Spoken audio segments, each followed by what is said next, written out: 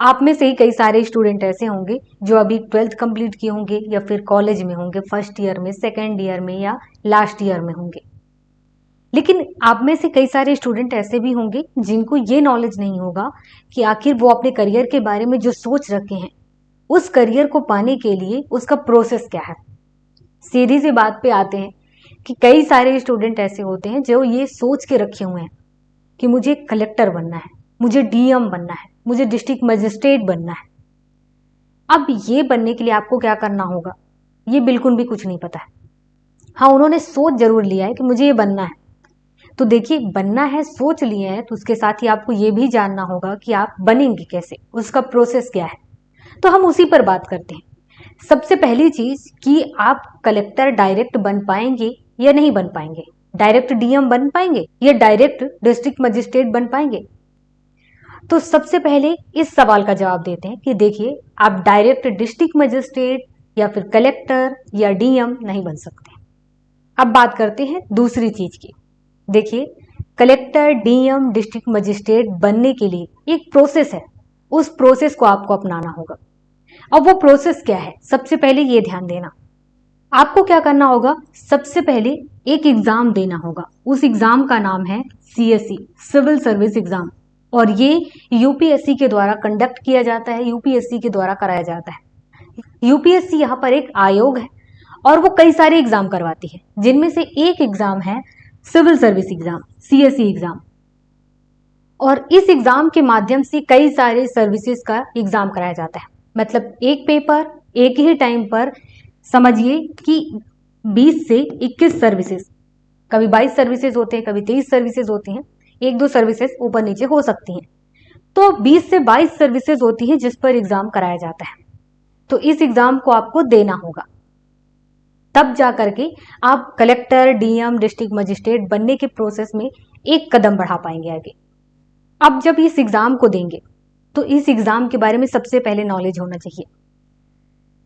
तो देखिए, जो सिविल सर्विस एग्जाम है ये इसका 3 स्टेज है। एक है प्रीलिम्स, दूसरा है मेंस और तीसरा है इंटरव्यू। और ये तीनों स्टेज को आपको एक ही साथ क्लियर करना है। सबसे पहले आपका होगा प्रीलिम्स, सबसे पहले आपको प्रीलिम्स क्वालिफाई करना होगा, उसके बाद आपको मेंस क्वालिफाई करना होगा और उसके बाद आपको इंटरव्यू क्वालिफाई करना होगा। ये तीनों ही चीज जब आप एक साथ क्लियर करेंगे तब जाकर के फिर आपका नाम जो है वो फाइनल रिजल्ट में आएगा। अभी फाइनल रिजल्ट में नाम आया हुआ है, यहां से आप कलेक्टर नहीं बने हैं, ये ध्यान रखें।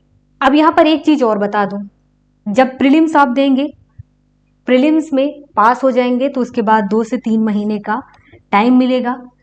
आप मेंस का एग्जाम देंगे बाद में, मेंस का एग्जाम जब आप दे देंगे, इसमें सिलेक्ट हो जाएंगे तो उसके बाद फिर आपको 1-1.5 महीने का समय दिया जाएगा।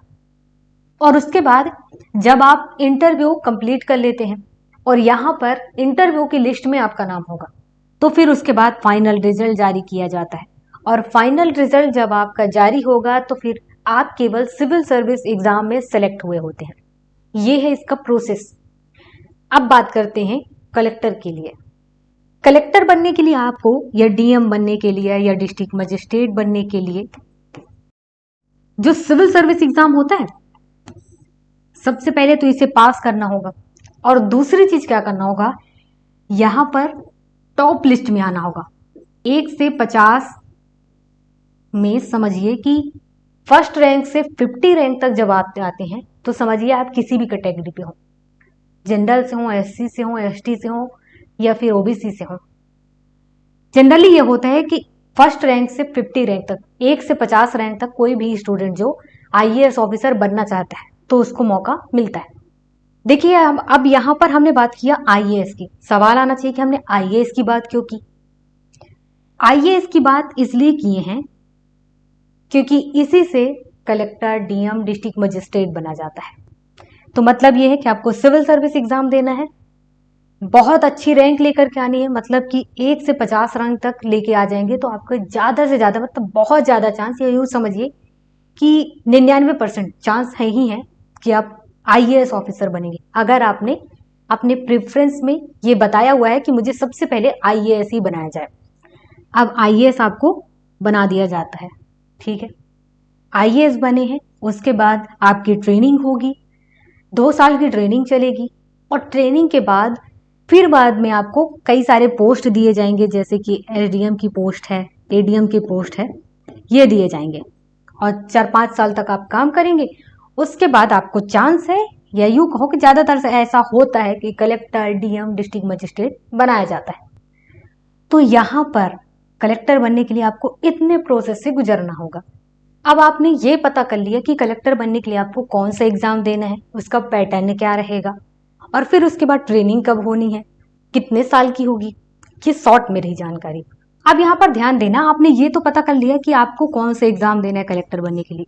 यूपीएससी के द्वारा सिविल सर्विस एग्जाम बनाया जाता है, वो एग्जाम देंगे। ये पता कर लिया कि इसमें 3 स्टेज हैं और ये तीनों स्टेज एक साथ कंप्लीट करना है, ये पता कर लिया। अब इसके बाद क्या है, ये भी पता कर लिया कि 2 साल की ट्रेनिंग होगी, और इसके बाद जाकर के पोस्टिंग मिलती है, जिसमें अलग अलग पोस्टिंग मिलेगी। उसके बाद 4-5 साल काम करने के बाद आपको डीएम, डिस्ट्रिक्ट मजिस्ट्रेट बनने का मौका मिलेगा। अब एक चीज और, हमने बात किया प्रीलिम्स, मेंस और इंटरव्यू की। अब प्रीलिम्स, मेंस, इंटरव्यू, इसमें क्या होना है, अभी 2 मिनट में आपने जितनी चीजें जान ली ये ठीक है, लेकिन मेन चीज है, जो मेन पड़ाव है, पहला कदम, वो थोड़ा कठिन है, और इसे ही पास करना थोड़ा मुश्किल होता है, और इसी की तैयारी आपको मन लगा करके, जी जान लगा के करनी होगी। सबसे पहले आपको प्रीलिम्स, इसका सिलेबस क्या है ये देखना होगा, मेंस का सिलेबस क्या है ये देखना होगा, और जब आपने ये देख लिया उसके बाद आपको देखना है बुक। पहले सिलेबस, फिर उसके बाद बुक। आप इस सिलेबस देख लिया, बुक ले लिए। अब इसके बाद तीसरी चीज क्या करनी है, प्रीलिम्स, मेंस, इन दोनों के प्रीवियस ईयर के जो क्वेश्चन पेपर हैं, वो क्वेश्चन पेपर देखने हैं, और कम से कम 4-5 साल के जो क्वेश्चन पेपर हैं वो तो देखें ही देखें, टाइम निकाल के। ये सारी चीजें आप एग्जाम में बैठने से पहले, एग्जाम की तैयारी स्टार्ट करने से पहले ही, जब आप उसके बारे में सोच रहे होते हैं, तभी करना होगा, क्योंकि यहीं से आप डिसाइड कर पाएंगे कि आपको इस एग्जाम में बैठना है या नहीं बैठना है। देखिए, केवल ख्याल में रख लेने से कि आपको कलेक्टर बनना है, डीएम बनना है, डिस्ट्रिक्ट मजिस्ट्रेट बनना है, इससे कुछ नहीं होगा। उससे पहले आपको पूरी जानकारी लेनी होगी, और जानकारी लेने के बाद उसकी कठिनाइयां या उसका इजीपन, सरलपन, ये सब कुछ आपको जानना होगा। मन में ये आना चाहिए कि चाहे कितना भी कठिन क्यों ना हो, मैं इस एग्जाम को पास कर सकता हूं या कर सकती हूँ। जब ये ख्याल आने लग जाए, ये सब कुछ जानने के बाद, तो फिर इस एग्जाम में आप बैठने की सोचना। तो ये हो गया एक छोटा सा नॉलेज जो आपको सबसे पहले होना चाहिए, इस एग्जाम में बैठने से पहले, फॉर्म भरने से पहले, इस एग्जाम की तैयारी से पहले। अब इसके बाद आपको ये देखना होगा कि आप कहाँ पे रहते हैं, गांव में रहते हैं, शहर में रहते हैं, कहाँ पे रहते हैं। उसी के अकॉर्डिंग आपको क्या करना होगा, आपको अपनी स्ट्रेटेजी बनानी होगी। ये ऐसा क्यों कहा जा रहा है, क्योंकि ऐसा होता है कि गांव का काम अलग है, गांव की जिम्मेदारियां अलग होती हैं गांव घरों में, और शहरों में रहते हैं तो वहां की जिम्मेदारियां, वहां पर काम, सुविधाएं सब कुछ अलग होती हैं। तो सबसे पहले ये ध्यान रखते हुए आपको अपनी एक स्ट्रेटेजी बनानी होगी, ठीक है। और जब आप ये स्ट्रेटेजी बना लेंगे कि आपको पढ़ाई किस तरीके से करना है, पहले क्या करना है, बाद में क्या करना है, जब आप ये सोच लेंगे तो फिर आपका एक टारगेट बन जाएगा कि आपको 1 साल के अंदर ये सब्जेक्ट पढ़ लेना है, सबसे पहले मैं ये करूंगा, फिर उसके बाद मैं ये करूंगा। जब आप ये चीज कर लेंगे ना कि पहले आपको प्रीलिम्स की तैयारी करनी है, उसके बाद मेंस की करनी है, या फिर दोनों साथ लेके चलना है, क्योंकि आपकी अपनी कैपेसिटी है, आपकी अपनी कैपेसिटी बहुत अच्छी है, तो आप एक साथ एक ही टाइम पर कर सकते हो तैयारी। कैपेसिटी उतनी अच्छी नहीं है, मीडियम लेवल की है या थोड़ी कमजोर लेवल की है, तो परेशान होने की जरूरत नहीं है। इस हिसाब से आप अपनी प्रीलिम्स की तैयारी के लिए सोचिए, क्योंकि प्रीलिम्स की तैयारी का मतलब है कि आधे मेंस की तैयारी वैसे ही हो जाती है। मेंस की तैयारी की बात हम इसलिए करते हैं क्योंकि लिखना होता है, अगर आप लिखेंगे नहीं फिर भी आप पढ़ रहे हैं, समझ रहे हैं, तो भी ठीक है। ऐसा नहीं है कि आप कहीं घाटे पे चल रहे होते हो, तैयारी बहुत अच्छी चल रही होती है, बस मन लगा के और जुनून के साथ तैयारी करें।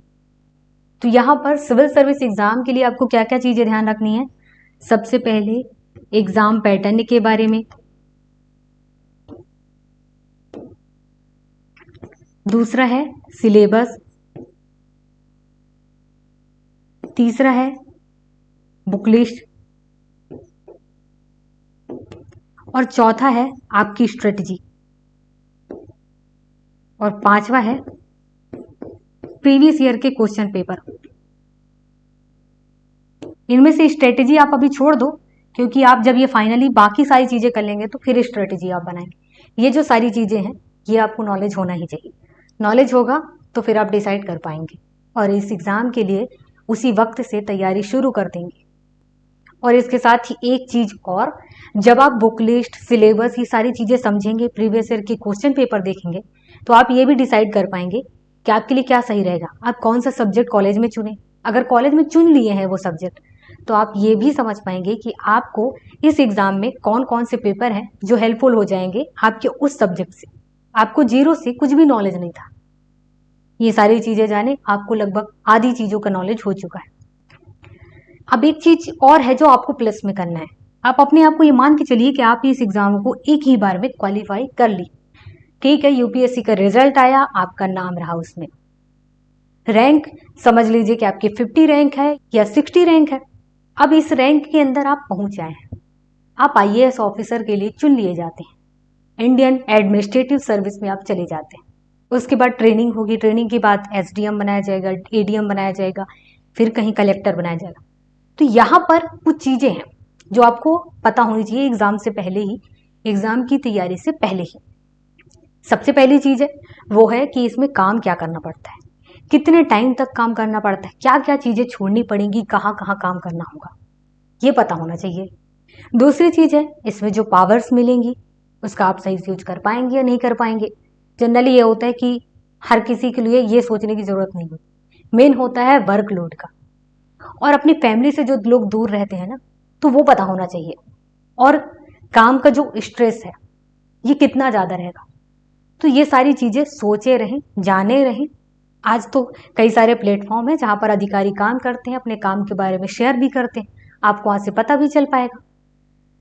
तो ये चीज पता किए रहें।